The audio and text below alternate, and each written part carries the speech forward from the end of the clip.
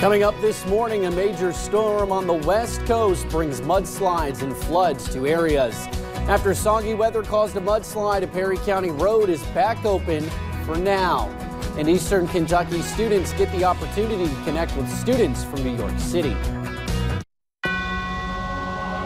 Dedicated to Eastern and Southern Kentucky, this is WYMT Mountain News This Morning.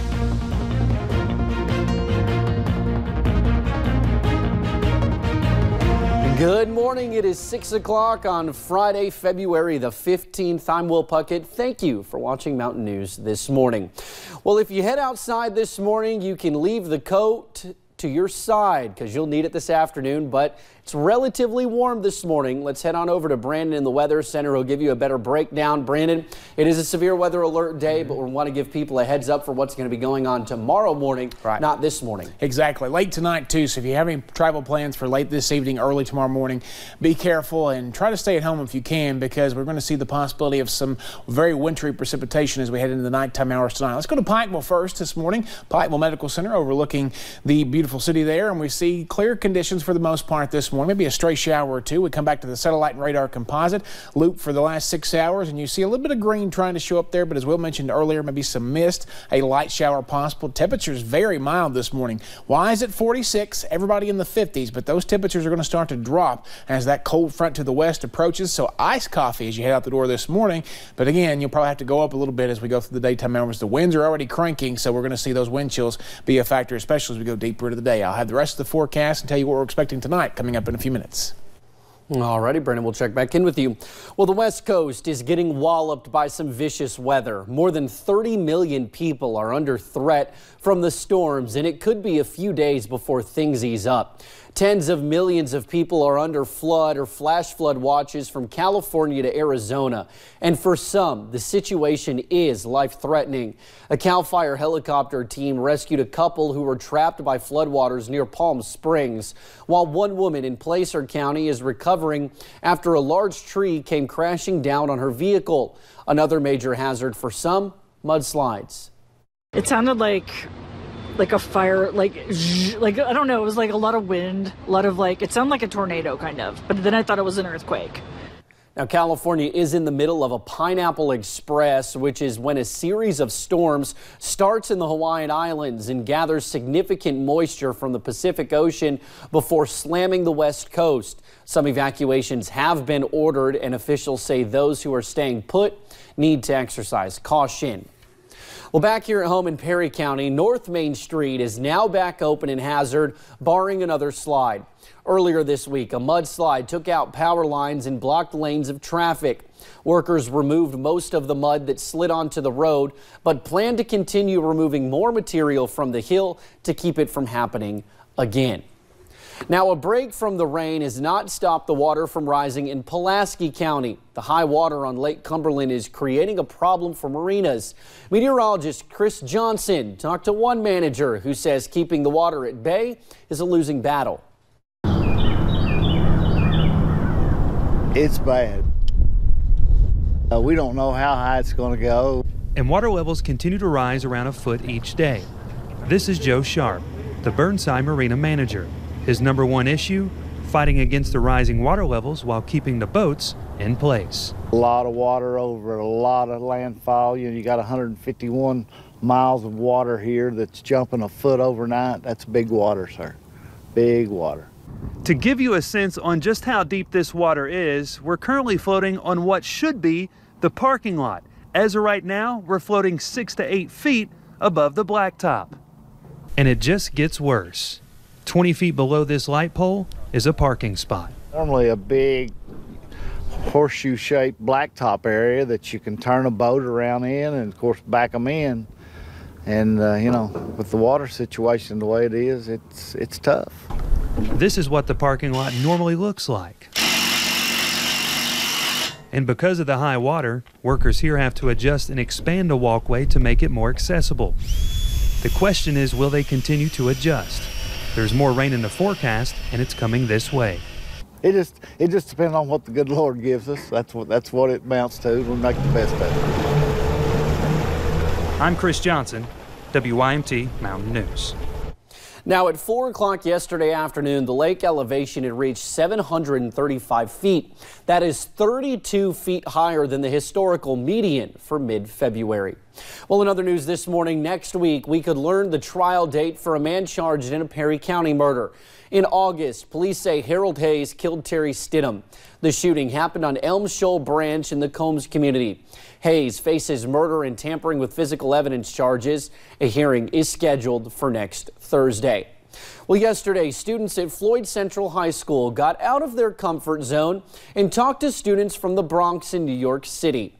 They were able to do this through Narrative 4, a program that allows students from across the globe to discuss the more difficult topics. This program teaches the students to have empathy for one another, no matter their views or opinions.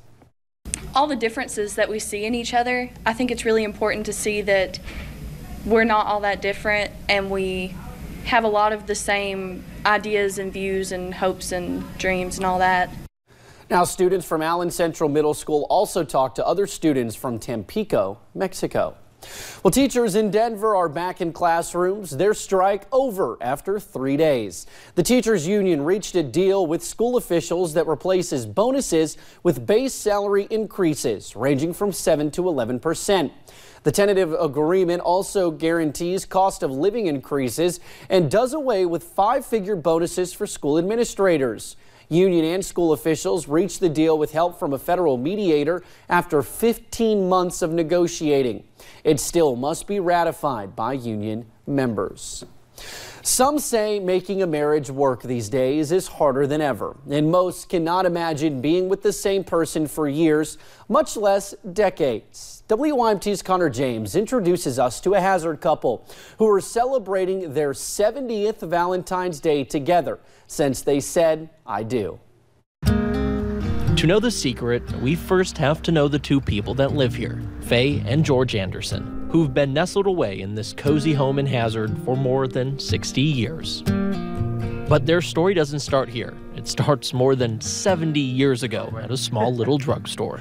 We come in and saw Faye and Katie at Don's Drug, and they were waiting on a bus. George remembers the day like it was yesterday. He snuck out with a friend, and a pretty young lady caught his eye. And I told her, I said, "I've got an old car out here. It's not very nice, but if you all will wait, I'll take you home."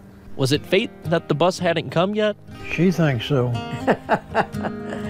Faye says she knew he was the one, and a first date later, George did too. I got to thinking, but she's the very kind of type of person that I would like to marry. Faye was 19 and George 21 when they married. He went on to serve in the Navy near the end of World War II and during the Korean War. Yes, it was very hard. It's tough being apart. George missed their first daughter's birth, but returned home soon after. The distance and time never came between their love. As I told him when he gave me an engagement ring, I wanted it to be for the rest of our lives. In fact, it made it stronger. And as for their secret, actually, I guess it's not anything complicated at all. Be soft with your words. It's just be conscious of what you say before it comes out. And forgive. And never go to bed mad at night. Never go to bed mad. To George and Faye, there really isn't one. Right now, when we go to bed, before we go to sleep, we kiss each other. You don't have to tell that. But we do. When they look at each other. I do. I don't know what makes it. It's just there. It's like the first day, all over again. I do love her better than anything in the world, and I'd do anything in the world for her. Even after more than 70 years of Valentine's Day cards, you can show your love in a lot of little ways.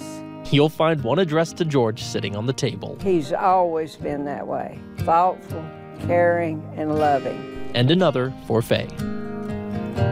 And I think God has blessed us in so many ways that I'd probably have to be talking the rest of the day. To know their secret, it's not all that complicated. Just enjoy the simple, little moments. In Perry County, Connor James, WYMT Mountain News. Man, that just leaves a smile on your face. Now, Faye, who is 90, and George, who is 91, will celebrate their 71st wedding anniversary in November.